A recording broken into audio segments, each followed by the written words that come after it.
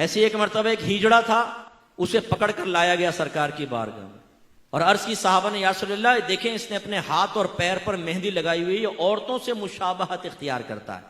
याद रखें, हिजड़ा जो होता है औरतों के पास जाएगा तो मर्दों के हुक्म में, इससे पर्दा वाजिब है औरतों को। इसमें भी हमारे मर्दों को पता नहीं होता, औरतें अंदर घुसड़ लेती हैं हिजड़ों को ताकि सवाल, तुम्हारी शादियां कैसी होती हैं, तुम जब मरते हो तो कैसे दफनाते हैं? अरे भाई वो तुम्हारे लिए अजनबी मर्द की मिसल है और मर्दों के लिए औरतों की मिसल है, याद रखें। लिहाजा आप कभी कभी सिग्नल पर रुकते हैं, वो आ जाता तालियां बजाता हुआ, अरे भाई कुछ दे दे, तो भाई लग जाता उसके साथ। अच्छा क्या नाम है तेरा? जुलेखा है? अच्छा ये वो, अरे भाई वो आपके लिए नामारम एक तरह से। अब आप देखिए वो अधूरा मर्द है लेकिन हाथ पांव में मेहंदी लगाई, साहबा करम पकड़ कर ले आए, या रसूलल्लाह इसने हाथ पांव में मेहंदी लगाई है, मर्दों के साथ मुशाबहत इख्तियार की है। सरकार ने इरशाद फरमाया इसको मदीने से बाहर निकाल दो, जिला वतन कर दिया। साहबा ने कहा रसूलल्लाह इजाजत दें कि हम इसकी गर्दन उड़ा दें कि औरतों से मुशाबहत इख्तियार करते। सरकार ने फरमाया नहीं, इसको मदीने से बाहर निकाल दो। इतने सेंसिटिव थे मेरे आका, उसने हाथ पांव में मेहंदी लगाई, औरतों से मुशाबहत के कस्द इरादे के साथ सरकार ने फरमाया जिला वतन हो जाओ। मैं उन नौजवानों से कहता हूं जो पौड़ियां बना के खड़े होते हैं, दूर से कोई नौजवान देखता है खामखा वो खुश फहम मुब्तला है, लड़की खड़ी चलो बातें करते हैं, करीब से गुजरता है तो देखता है वो लंबी लंबी मूछे, आगे मोहम्मद अकरम खड़ा हुआ है, कान में बुंदे पहन लेंगे ना, हाथ में कड़े चढ़ा वो चढ़ा लेंगे, छल्ले कड़े पहन लेंगे। यानी अल्लाह ने मर्द बनाया, तुम्हें अभी तक अपने मर्द होने का यकीन हासिल नहीं है, ये तुम्हें औरतें बनने का बहुत शौक है। अल्लाह ने मर्द बनाया, मर्द बनो। मेरे आका सल्लल्लाहु अलैहि वसल्लम ने क्यों ये फरमाया? मिंबर पे बैठे, एक हाथ में रेशम लिया, एक हाथ में सोना लिया और फरमाया दोनों चीजें मेरी उम्मत के मर्दों पर हराम है। क्यों? उलमा ने इसकी वजह ये लिखी, जब आदमी रेशम पहनता है ना तो नजाकत आ जाती है, जब सोना पहनता है तो जब जेवर हाथ में पहनता है ना इससे भी नजाकत आ जाती है। और सरकार नहीं चाहते थे कि साहबे कराम नाजुक बन जाएं औरतों की मिसल, क्योंकि वहां तलवारें उठानी थी, वहां जिहाद करना था, वहां कुफार से मुकाबला करना था। ना ये कि बन ठन के चमकते भड़कीले कपड़े पहन के मटकते हुए यहां जा रहे हैं, मटकते हुए यहां जा रहे हैं, ये नहीं, मुकाबला करना था।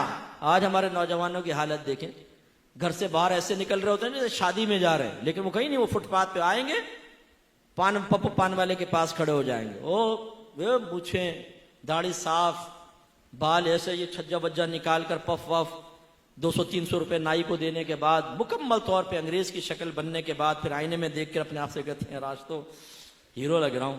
फिर बाहर निकल कर जरा अटकते मटकते हुए जूते ऊंची एड़ी के कड़ाक कड़ाक कड़ाक करते हुए पहुंचते हैं, कैसा लग रहा है तेरा भाई? सामने वाला कहता है यार बिल्कुल अंग्रेज की तरह लग रहा है। ये खुश होने की बात तो नहीं। अगर किसी ने आपको कह दिया अंग्रेज की तरह लग रहा है, कौन सा कमाल। काश कोई कहता कि बिल्कुल तुम तो नबी करीम की सुन्नत की चलती फिरती तस्वीर नजर आ रहे हो, तो कमाल था ना। तो हमारी हालतें ये हैं कि हम नबी करीम की इताअत के लिए तैयार नहीं हैं। नबी करीम फहाशी को शदीद नापसंद फरमाते थे, मना फरमाया, फहश गो को नापसंद किया, लेकिन हमारी जबान पर गंदी गालियां, लड़कियों की बातें, सेक्स की बातें, जिनसियात की बातें, गंदी गंदी गलीज बातें, ग्रुप बनाए होते हैं, नौजवानों को करीब करते हैं, उन्हें जहन बनाते हैं कि तुम तो क्या लड़की की तरह शर्माते हो, यार ये करना चाहिए, ये करना चाहिए, ये करना चाहिए।